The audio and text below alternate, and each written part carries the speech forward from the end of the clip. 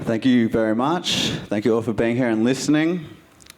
That was from the heart. That's how it is. I hope you can appreciate that, and I hope you'll take on some of what I've said today. Are there any questions? Okay, yeah. She's been waiting for ages. Yeah. So I'm a big fan and I love you. I love you too. I just want to know how you started. Thank you. I just want to know how you started to do what you do, to be able to go speak to the schools, how to organise that, because I think that's probably the hardest thing to do is Absolutely. just to start. Thank you, because I forgot to say that. So glad that you were the first question. Okay, I want to say two things. Do I have plenty of time here?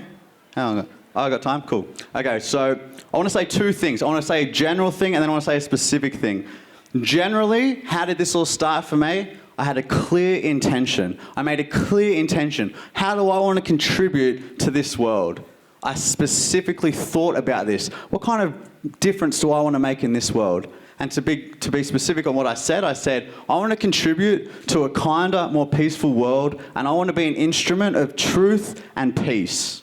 That's what I said. Step one is to be clear with your intention. Put it out there. Think about it. How do you want to make a difference? What's genuine for you? Think about that.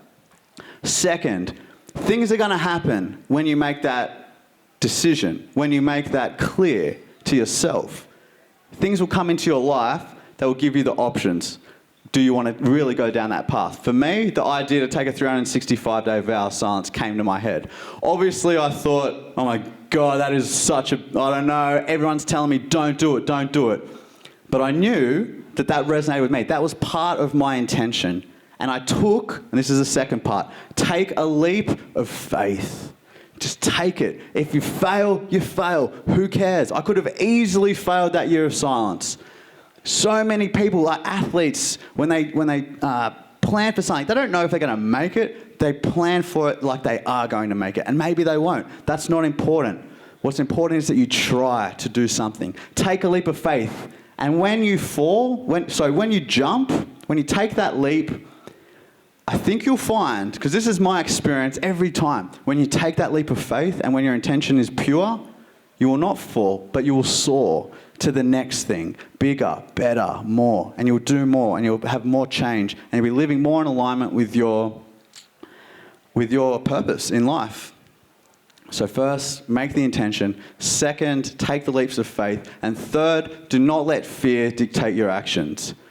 There's always fear when we're stepping out of our comfort zone. Of course there is. You're doing something you don't know. There is fear of failure. There's fear of rejection. There's fear of all kinds of things. Feel the fear, do it anyway. Don't let fear determine your actions. That's general what I would say. But make the intention first and foremost. Think about it. Now, more specifically, how did I get to be able to talk to schools and universities and all this kind of thing? The vow of silence got a lot of attention. The first video of me talking and breaking the vow of silence was actually seen by millions of people all around the world. You know, before that, not many people have heard of me. I had a few thousand people following my entire journey for a year. Clearly, I'm not a great marketer. Anyway, so first, get a good marketer. No. So, but what's happened is that's taken momentum, and I'm still riding that wave because why I thought that would be a good campaign, it's intriguing to anyone. It's motivating, it's inspirational, it's something out there. That's what people are into. And there's lots of things. You don't need to do a massive stunt like that, although I would say if you have an idea that might wind you up in the media, do it. You will reach so many people. And that is so important. But don't be discouraged. If you can only reach 1 or 2 people, or you have a campaign that's quite small, don't be discouraged. You never know what one of those seeds that you plant with someone will grow into.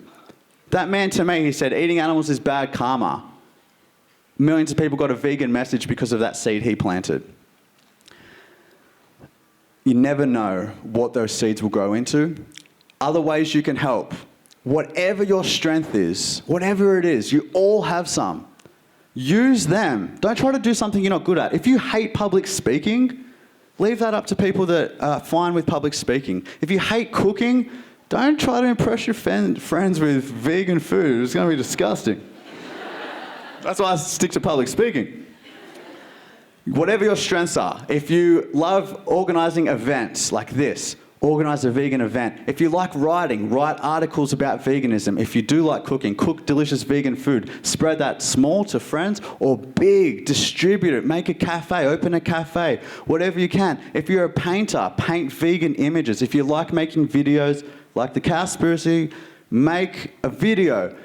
Whatever your strength is, you can direct that to veganism. You can direct that to ending animal exploitation. And that would be my recommendation. It's going to be specific for each and every one of you, but use your strength and direct it to the animals. Yes, my friend. You know how you were diagnosed with cancer? How was your journey to recovery?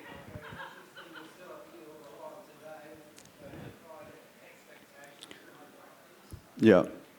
I guess, so the question was, how was my recovery after getting cancer?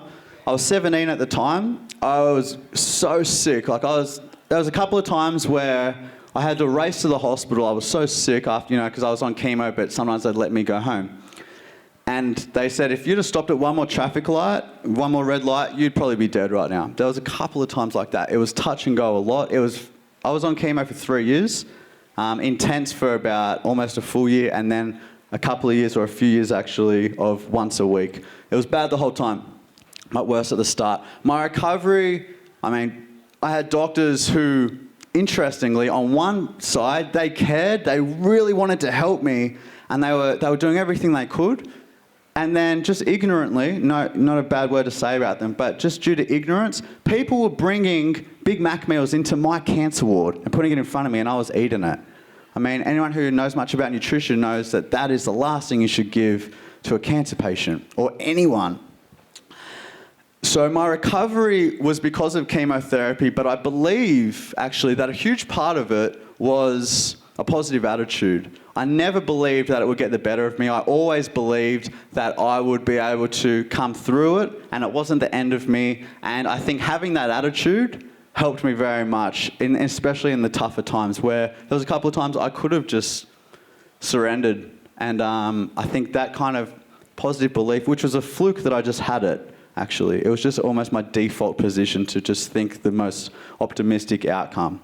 But I think that did help me. And that actually brings me to a point, so thanks for asking, is that let's be optimistic about what can happen for animals. I used to think that we were never going to have a vegan world. I thought I don't want to contribute to it, but this is never going to happen. This has been a huge year for veganism. Veganism has got in the mainstream. It is being talked about. It's everywhere. It's happening.